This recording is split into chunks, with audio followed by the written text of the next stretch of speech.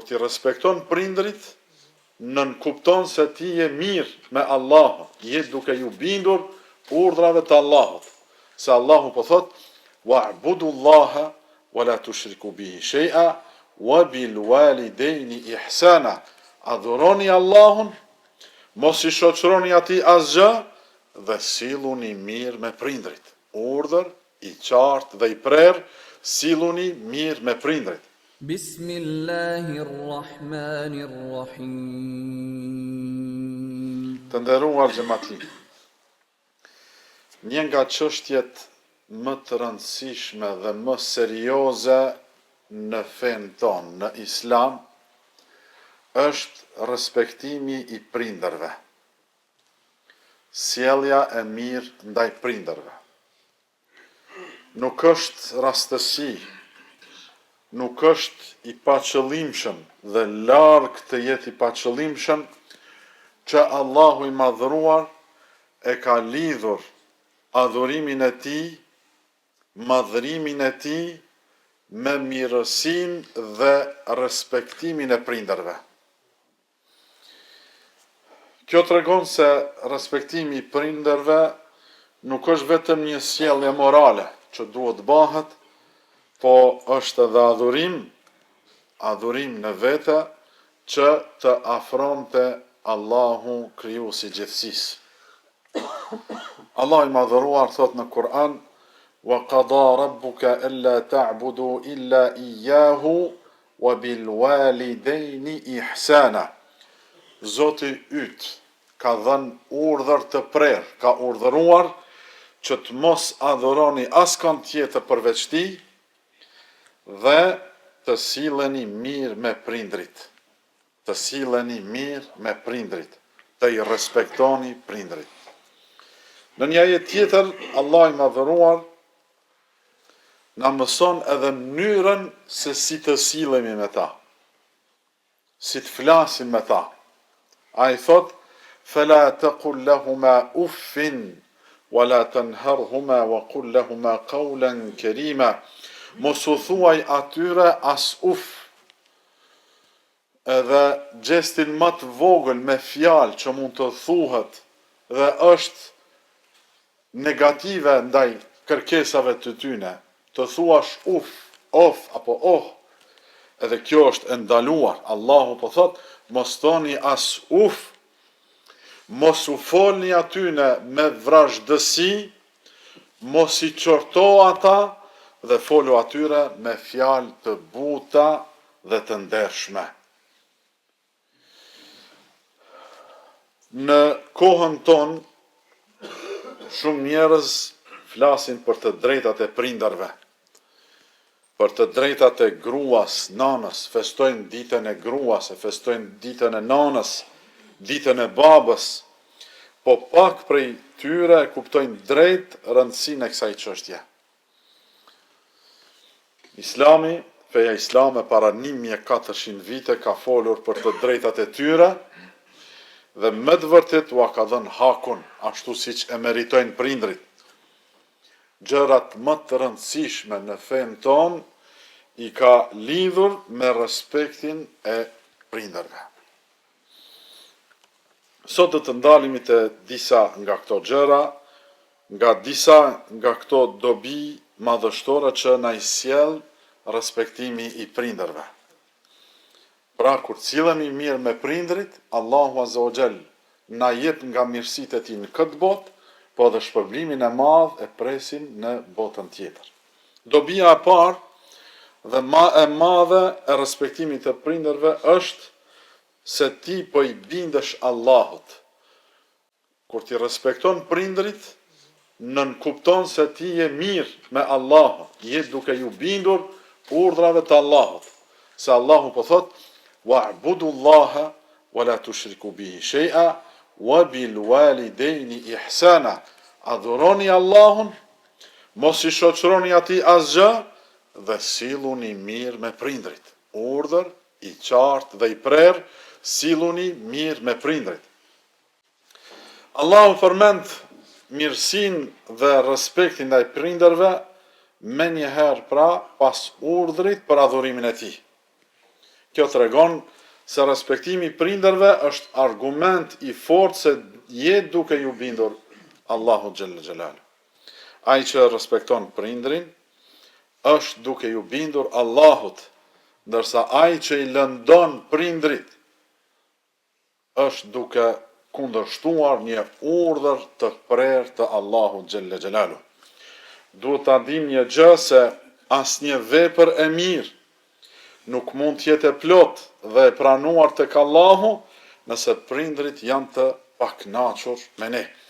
Allahu është i kënaqur me ty nëse prindrit e tu janë të kënaqur me ty. Dobia e dytë është se respektimi i prindërve është edhe bindje ndaj udhëzimit të pejgamberit sallallahu alaihi wasallam. Transmetohet nga Abdullah ibn Mas'udi radiallahu anhu, i cili ka thënë: Sa'altu an-nabiy sallallahu alaihi wasallam ayu al-amali ahabbu ila Allah? Qala as-salatu ala waqtiha. Qultu thumma ay? Qala birru al-walidayn. Qultu thumma ay? Qala al-jihadu fi sabilillah. Pyeta të dërguarin e Allahut, Muhammedin sallallahu alaihi wasallam, cila vepër është më e dashur tek Allahu? Abdullah ibn Mas'udi po i thot pejgamberit alayhi salatu wassalam, cila vepër është më e dashur tek Allahu? Pejgamberi alayhi salatu wassalam po jep përgjigje. Thot namazin në kohën e tij. Pra obligimin ndaj krijuesit që të ka kriju. Pastaj i thot respektimi i prindërve, shkaktarët dhe sebebet që ti të jesh në këtë botë. Dhe pastaj thot lufta në rrugën e Allahut xhalla xhelalu.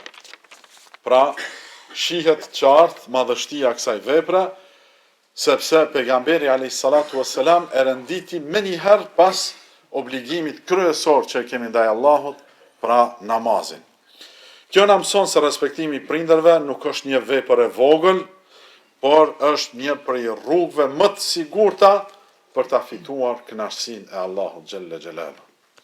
Dobia e tretë, respektimi i prindërve sjell bereqet në jetë dhe furnizim, risk të mirë dhe të bollshëm. Ai i cili respekton prindrit, ai do të ketë bereqet në jetën e tij, do t'i shkojnë gjana të mirë, po dhe riskun, furnizimin do ta ketë të bollshëm dhe të mirë. Pejgamberi alayhi salatu wassalam thot: "Men ahabba an yubsata lahu fi rizqihi wa yunsa lahu fi atharihi falyasil rahimah." Kush dëshiron të i zgjerohet furnizimi, risku dhe të i shtohet jeta, le të i mbaj lidhjet familjare. Lidhja më e rëndësishme familjare është ajo me prindrit. Shumë njerëz ankohen për mungesë të bereqetit në pasuni. Shumë njerëz ankohen në shëndet apo në përgjithësi në jetën e tyre. Ndoshta shkaku është se prindët e tyre nuk janë të kënaqur me ta. Allahu na ruajt. Mos me kanë prindrit të kënaqur me ty është musibet i madh, është problematikë e madhe. Respektimi i prindërve i hap dyert e bereqetit. Një fjalë e mirë ndaj tyre, një shërbim i vogël, një fjalë e ëmbël, mund të bëhet shkak që Allahu ta bekojë jetën tënde dhe të kënaq me të mirat e tij.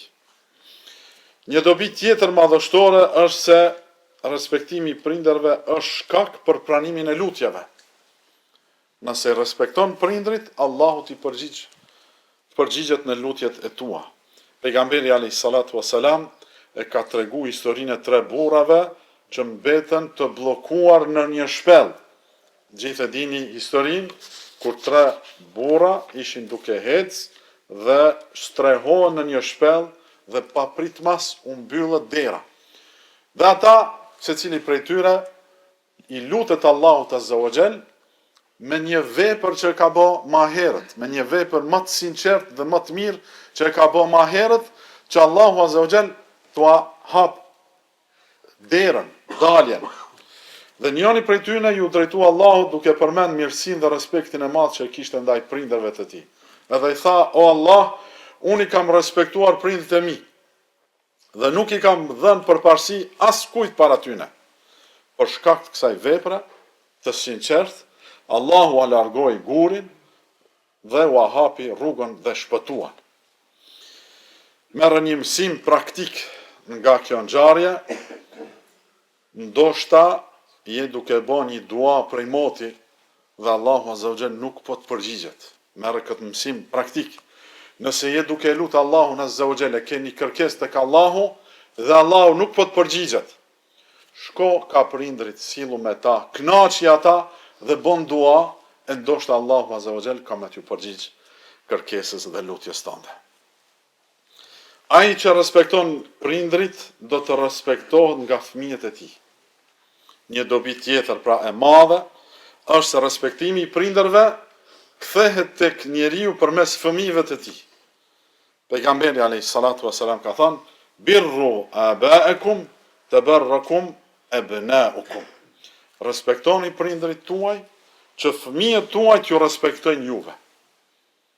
Kjo shkon me rend, nëse ti sillesh mirë me prindrit, fëmijët e tu do të sillen mirë me ty. Po dhe e kundërta.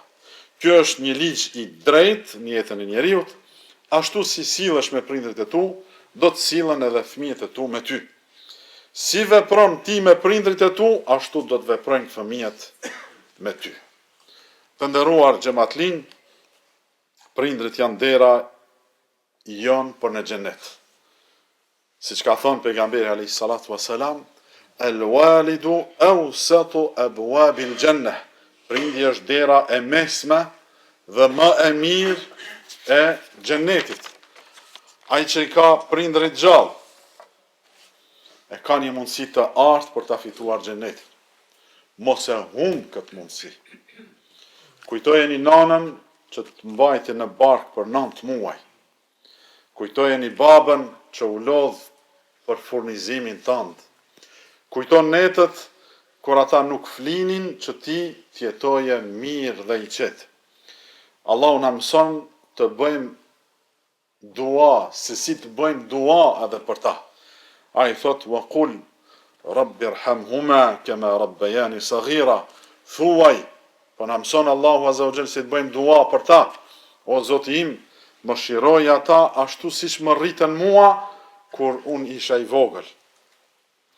Nëse prindrit janë gjallë, shpejtoni të i kënaqni ata. Mos prisni nesër. Mos prisni një kohë tjetër, se ndoshta nuk ka më kohë tjetër. Vizitoni, ndihmoni, foli me butësi, bëni dua çdo ditë për ta. Ndërsa ata që i kanë humbur prindrit, i kanë vdekur prindrit, le të vazhdojnë të i nderojnë me dua, me lutje, me sadaka dhe me vepra të mira. Allahu na bëf prej atyre që i respektojnë prindrit, që i kënaqin ata dhe që fitojnë xhenetin përmes tyre. Allah i mëshiroft prindrit tanë të gjallë dhe të vdekur dhe na bëf prej robërve të tij të mirë.